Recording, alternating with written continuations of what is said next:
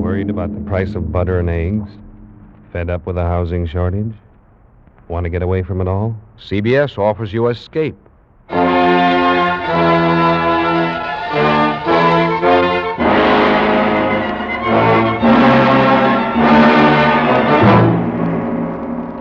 You are alone and unarmed in the green hell of a Caribbean jungle. You are being trailed by a pack of fiercely hungry dogs and a mad hunter armed for the kill. A mad hunter who believes that you, a human being, are the most dangerous game. The Columbia Broadcasting System and its affiliated stations present Escape, produced by William N. Robeson and directed tonight by Richard Sanville. Escape, carefully planned to free you from the four walls of today. Free you for a half hour of high adventure.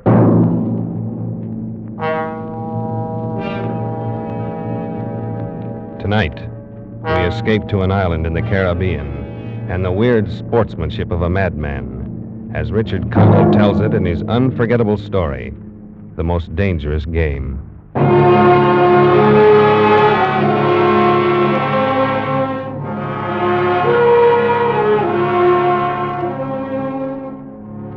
My name is Rainsford. You may have heard of me. I make my living hunting big game for many of the major museums of the world, guiding parties of sportsmen on safari in Africa, Tibet, and South America. Perhaps you've had occasion to run across some of my books. But even if you have, there's one incident you won't find described in them. The full story of my most terrible hunt.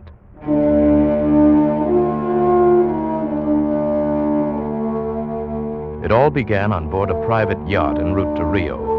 Whitney, my host, and I were smoking our pipes on deck, lounging back in steamer chairs, enjoying the sensuous drowsiness of the warm night. Good dinner, eh? Excellent. Afraid I ate too much, though. Care for some gin rummy? Oh, no, I don't care to move. All right. There's a rather large island off there to the right somewhere. It's something of a mystery. Really? Oh, I didn't know. What island is it? The old charts call it Ship Trap Island. Suggestive name, isn't it? Sailors have a curious dread of the place. Some superstition. I can't see it. Well, you have good eyes, but even you can't see 4 miles or so through a moonless Caribbean night. No, not even 4 yards. It is dark, isn't it? It'll be light enough in Rio. Oh, by the way, hope the guns have come from Purdy's. We should have some good jaguar hunting up the Amazon. Great sport, hunting. Best in the world. Yeah, it's for the hunter, not for the jaguar. Oh, why not? They've no understanding. Well, even so, I rather think they understand one thing. Fear. The fear of pain and the fear of death. Huh? Oh, rot, Whitney. Who cares how the jaguar feels? Perhaps the jaguar does. Oh, you're a big game hunter, not a philosopher. Look, the world is made up of 2 classes. The hunter and the hunted. We're lucky enough to be the hunters. Do you think we've passed that island yet? Yeah, can't tell in the dark. I hope so. Why? Oh, the place has a reputation. A bad one. Cannibals? Hardly. Even cannibals wouldn't live in such an isolated spot. But it's gotten into sailors' legends somehow. Did you notice? The crew seemed jumpy today. Yes, they were a bit strange now that you mention it. Yes, it's a sort of dread, a kind of mental chill. I'll be hanged if I haven't felt it myself. Oh, pure imagination. Well, one superstitious sailor can infect a whole ship's company with his fear. Maybe. Though sometimes sailors have an extra sense which tells them when they're in danger. Enough of that. I think I'll turn in. I'm not sleepy. I'll just have another pipe. Well, good night, then. See you in the morning. Yes. Good night, Whitney.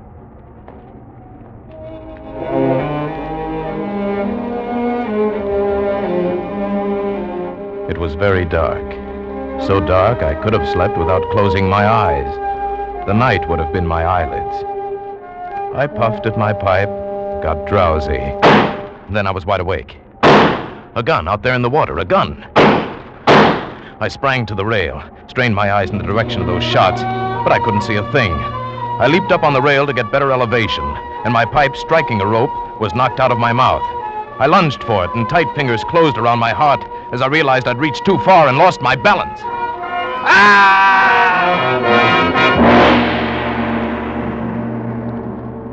The blood-warm waters of the Caribbean closed over my head. When I came to the surface, the wash from the speeding yacht slapped salt water into my mouth, making me gag and strangling me. I coughed and spat it out and found my voice. Help! Help! Help! The lights from the boat moved steadily away. They quickly became faint fireflies. And then they were blotted out by the night. I struggled out of my clothes and turned to the direction from which I'd heard those shots. I began swimming, slowly, conserving my strength. For an endless time, I fought the sea. Then I began to count my strokes. I thought I could possibly do another 100 before Someone was shooting game. Almost at my very elbow, it seemed. It gave me fresh vitality. I swam toward the sound. Then I was in the breakers. In another moment, I was dragging myself from the swirling waters, pulling myself hand over hand onto the narrow beach, gasping, panting for breath. I saw that the dense jungle came down to the edge of the cliff, and I was on land, on blessed land, safe on the soft, warm sand.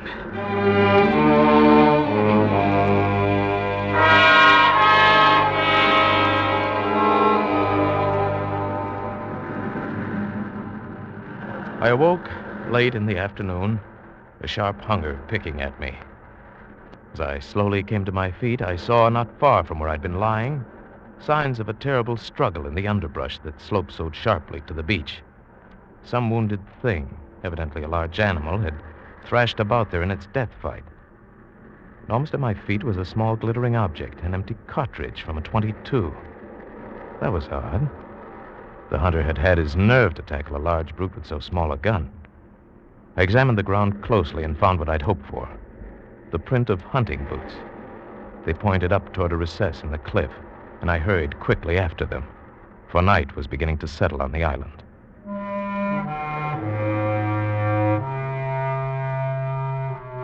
It was already dark when I came upon it. First, I thought it was a village. There were so many lights. But as I came closer, I saw that all the lights were in one building, a chateau on a high bluff. In a few moments, my bare feet were padding up stone steps, and I stood in front of the massive oaken door.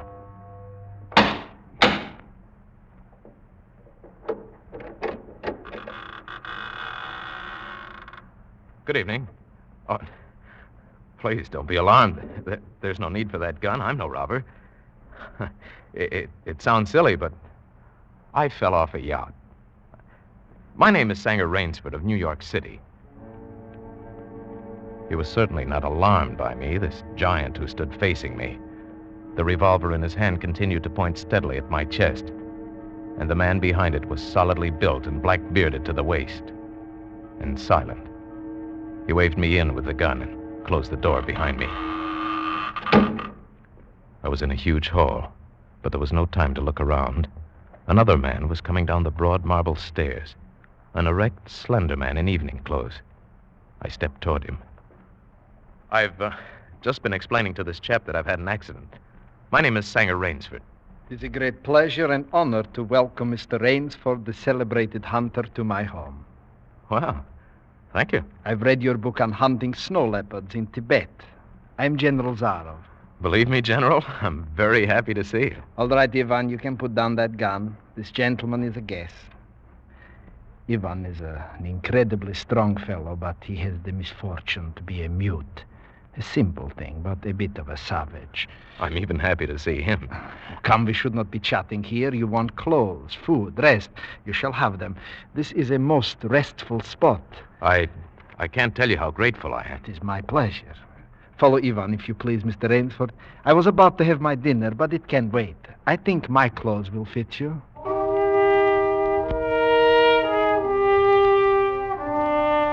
I followed the man into a huge beam-ceiling bedroom with a canopied bed large enough for 6 men. Ivan silently laid out an evening suit, and as I put it on, I noticed that it came from a London tailor.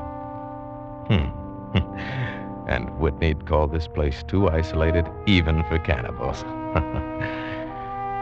I went downstairs and sat down opposite Zaroff in a dining room that suggested a baronial hall of feudal times. The food was excellent. Perhaps you were surprised that I recognized your name, but I read all books on hunting, published in English, French, and Russian. I have but one passion in life, and that is the hunt. Why, I notice you have some wonderful heads here. Well, that Cape Buffalo over there is the largest I've ever seen. Oh, that fellow. Yes, he charged me, threw me against a tree, fractured my skull. But I got the brute. I've always thought the Cape Buffalo the most dangerous of all big game. No, the Cape Buffalo is not the most dangerous. No? Here in my preserve on this island, I hunt more dangerous game. Oh, is there big game on this island? The biggest? Really? Oh, it is not here naturally. I had to stock the island. Well, what have you imported, General? Tigers? No. Hunting tigers ceased to interest me when I exhausted their possibilities. There is no thrill left in tigers, no real danger. I live for danger. Cigarette, Mr. Rainsford. Please. We will have some capital hunting, you and I. But what game? I'll tell you. You will be amused, I know. I think I may say in all modesty that I have done a rare thing. I have invented a new sensation. May I pour you another glass of port? Thank you. I have been a hunter all my life, but after many years of enjoyment, I found that the hunt no longer fascinated me. It had ceased to be what you call a sporting proposition. I always got my quarry, always. And there is no greater bore than perfection. Then you were a very good hunter, General. No. I had merely discovered that the animal has nothing but his legs and his instincts. Instinct is no match for reason. When I realized this, it was a tragic moment for me. As I told you, I love to hunt. And then it came to me as an inspiration what I must do. And that was? I had to invent a new animal to hunt. A new animal? Why, you're joking. I assure you I am not, sir. A new animal, and so I found one. I bought this island, built this house, and here I do my hunting. The island is perfect for my purpose. There are jungles with a maze of trails in them, hills, swamps. And the animal, General Zaroff? It supplies me with the most intense excitement of all. I never grow bored now, for I have a quarry with which I can match my wits. An ideal quarry, with courage, cunning, and above all, reason. But no animal can reason. My dear fellow, there is one that can. I can't believe you're serious. Well, there's some grisly joke. Of course I'm serious. I'm speaking of hunting. You're speaking of murder. Surely your experience isn't the Did not make me condone cold-blooded murder. I'll wager you'll forget your notions when you go hunting with me. Why, you've a genuine new thrill in store for you, Mr. Raines. Thank you. I'm a hunter, not a murderer. Oh, dear me, that unfortunate word again. But I hunt the scum of the earth, sailors from tramp ships, lascars, mongrels. Where do you get them? This island is called Ship Trap. There is a row of lights out there on the reef which indicate a channel where there is none, only rocks. I control the lights from my tower. You wreck their ships and then you shoot down the men. But I treat my visitors with every consideration. They get plenty of good food and exercise. They get into splendid physical condition. You shall see for yourself tomorrow. Would you like some more port, please? What shall I see tomorrow? We'll visit my training school. It's in the cellar. I have about a dozen there now. Sailors. Inferior lot, I regret to say. More accustomed to the deck than the jungle. Ivan, we'll have our coffee now. Thick Turkish coffee, Mr. Rainsford. Very good. No. Is your appetite quite gone? No coffee, thank you. Just one, Ivan. It is a game, you see. I suggest to one of them that we go hunting. I give him 3 hours start. I am to follow, armed only with pistol of smallest caliber and range. If my quarry eludes me for 3 whole days, he wins the game.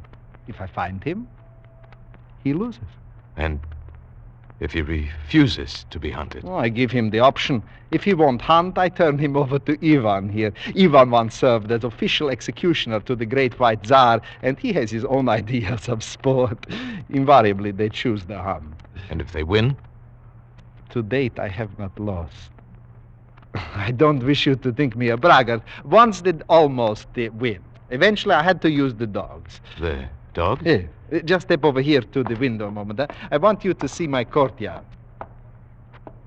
Go ahead, Mr. Rainsford. Open the window, please. And I have a dozen, as you can see. They are let out at 7 every night. If anyone should try to get into my house or out of it, well, it would be regrettable. And now I want to show you my new collection of heads. Will you come with me to the library, please? I hope you'll excuse me tonight. I'm really not feeling at all well. Oh, I am sorry. You need a good, restful night's sleep. Tomorrow you'll feel like a new man, and then we'll hunt. I wonder at the promising prospect. But I was already hurrying from the room and up the marble stairway. I heard him calling after me. Sorry you can't go with me tonight. I expect rather fair sport, a big, strong native from west coast of Africa. He looks resourceful. The bed was good. I was tired, but I didn't sleep. I didn't toss or turn. I didn't move. I just lay rigidly in one spot, my eyes on the ceiling, my arms tight against my side, my breathing slow and heavy, my mind empty, waiting. The inky black was just beginning to dissolve. A thin line of gray was just beginning to seep insidiously into my room when Zaroff found his quarry. Then, I suppose I slept. When I awoke, the sun's shadows were already slanting through my room. Must have been well after noon. I came down to find General Zaroff pouring himself a glass of brandy by the sideboard. Mr. Rainsford, feeling better, I trust? Yes. I wish I could say the same. No, I'm not well. Hunting was no good last night. He made a straight trail, offered no problems at all. General, I want to leave the island at once.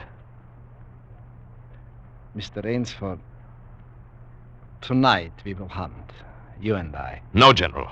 I've told you I will not hunt. I beg you to reconsider. My idea of sport is much more diverting than Ivan. You mean that? Yeah, you and I.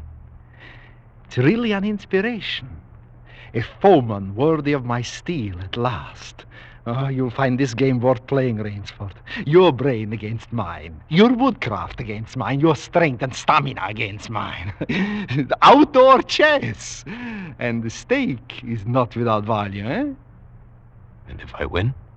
If I do not find you by midnight of the third day, then I'm defeated. My sloop will place you on the mainland near a town. Oh, you can trust me. I give you my word as a gentleman and as a sportsman.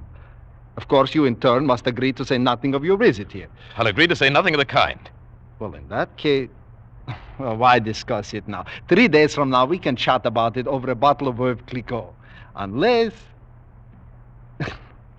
And now listen, Rainsford. Ivan will supply you with hunting clothes, food, and knife. I suggest you wear moccasins. They leave a poorer trail. I suggest, too, you avoid the big swamp in the southeast corner of the island. There's quicksand there. And now you'll want to start, no doubt. I shall not follow until dusk. Hunting at night is so much more exciting than by day, don't you think, Mr. Rainsford? Good hunting.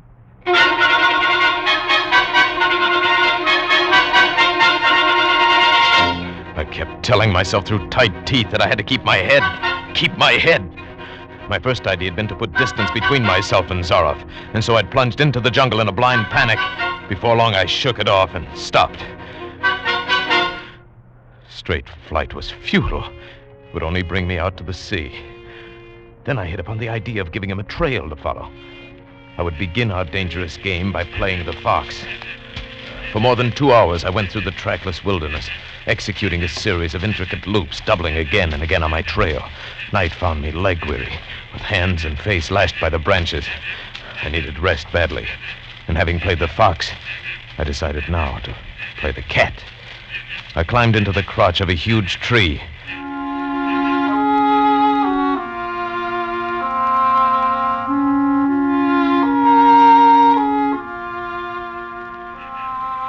An apprehensive night crawled slowly by like a wounded snake. Then at dawning, a startled bird suddenly screamed, and I flattened against the bough. Through a screen of leaves as thick as tapestry, I saw the general. Came slowly, his eyes fixed on the ground. Almost beneath my tree, he paused and went down on one knee, studying the ground. I would have gone for him, leaping the way a panther does, except for the small automatic in his right hand. After a seemingly endless time, he came back to his feet. His eyes left the ground and traveled inch by inch up the tree. I froze, every muscle tensed for a spring. But the hunter's eyes stopped just before they reached the limb on which I lay. A slow smile spread over his brown face. Oh, Rainsford, where can you have gone? Wherever are you, you clever dog? I simply must go home and lie down a bit to think this over. The pent-up air burst hotly from my lungs as he turned back and disappeared. So, the general was playing with me, was saving me for another day's sport. Zaroff was the cat, and I was the mouse. In that moment, I knew the real meaning of terror. I slipped from the tree and set off into the woods. I'd only gone a few hundred yards when I found a huge dead tree leaning against a smaller living one. I pulled my knife from its sheath and set to work.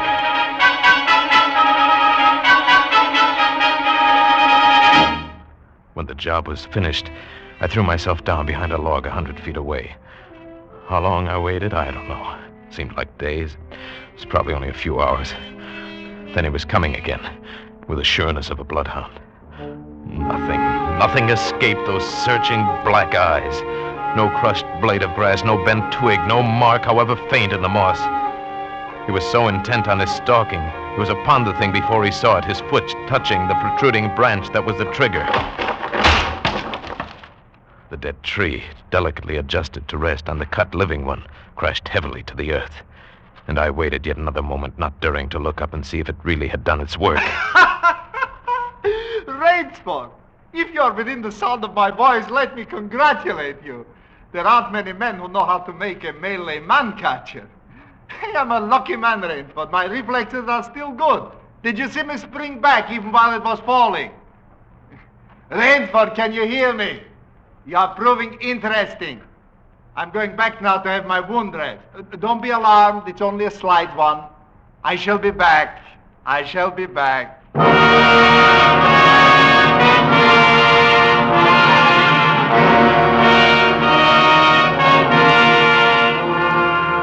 It was dark, and I'd been going for hours. The vegetation became ranker. Insects were biting me savagely. And when mud began sucking viciously at my feet like giant leeches, I knew where I was. About to enter the death swamp with its quicksand. However, the softness of the earth gave me an idea. I stepped back about a dozen paces out of the quicksand and began to dig. When the pit was above my shoulders, I climbed out, and from some hard saplings I cut stakes, sharpening them to a fine point. I planted the stakes at the bottom of the pit, with their points up. With flying fingers, I wove a rough carpet of weeds and branches, and with it I covered the mouth of the pit. Then, wet with sweat and aching with tiredness, I crouched behind the stump of a lightning-blasted tree. I heard the padding sound of feet on the soft earth. I knew he was coming. The night wind brought me the perfume of the general's black cigarette. Although I could see nothing, it seemed to me that he was coming with unusual swiftness, that he was not feeling his way along foot by foot. In one brief moment, I lived an entire year. Then I heard the sharp crackle of breaking branches as the cover of the pit gave way.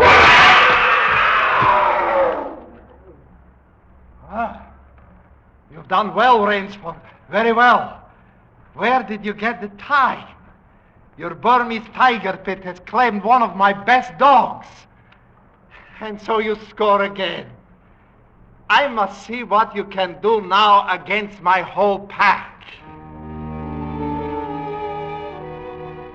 He went away again, but I just lay there in the swamp that night. At daybreak, I was awakened by a distant sound, faint and wavering, the baying of a pack of hounds. I went up into a tree. Down a watercourse, not a quarter of a mile away, I could see the bush moving. I strained my eyes and saw the lean figure of General Zaroff. Just ahead of him, I made out the gigantic Ivan, holding the pack in leash. I prepared for the native trick I've learned in Uganda. I slipped from the tree, caught hold of a springy young sapling, and to it fastened my knife, its blade pointing down the trail. With a bit of wild grapevine, I tied back the sapling and ran for my life. The hounds hit the fresh scent and raised their voices, and I knew how an animal at bay must feel. Even as I ran, the clamor of the hounds suddenly ceased, and with it my heart stopped, for that meant they'd reached the knife. I climbed excitedly up a tree and looked back, and hope died in my brain. The general was still on his feet. Ivan, however, was not. The knife, driven by the recoil of the springing tree, had done its work. Then the dogs took up the cry again, and I was on the ground once more. Nerve! Nerve! I panted the words over and over as I fled headlong. A blue gap showed through the trees dead ahead. I forced myself up on towards the gap and reached the sea. It lay 20 feet below me, rumbling and hissing. I stood a moment, poised over the edge. I heard the hounds. I knew it was the end. Then I leaped far out into the water.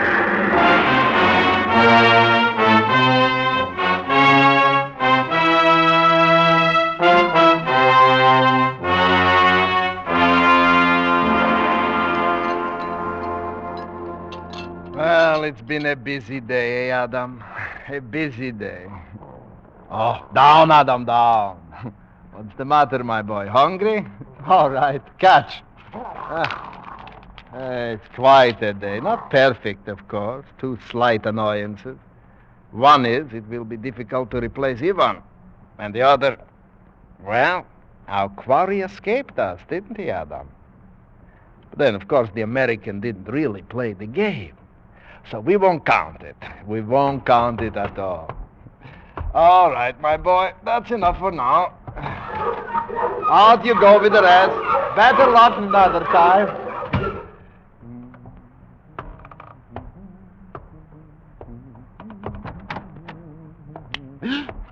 Rainsford, Good evening, General. how did you get here? I swam.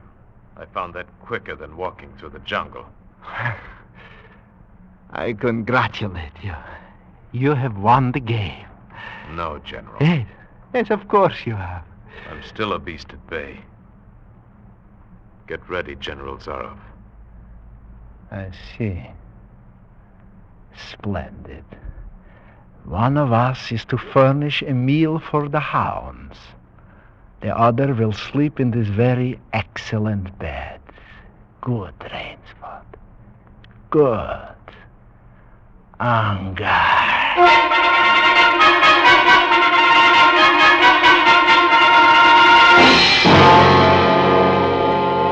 Huh? The General was right.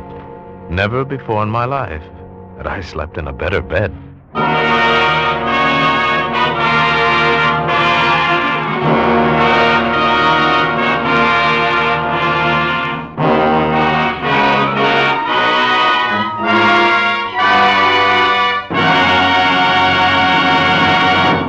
Escape is produced by William N. Robeson and was directed tonight by Richard Sanville. You have escaped tonight in the Richard Connell story, The Most Dangerous Game, adapted for radio by Irving Ravitch, with Paul Frees as Sango Rainsford and Hans Conried as General Zaroff. The special musical score was conceived and conducted by Cy Feuer. Next week, You're sitting at the throttle of a speeding locomotive, screaming around the curves of a mountain gorge, racing against time with death at your shoulder. Next week, you're the engineer of the Yellow Mail.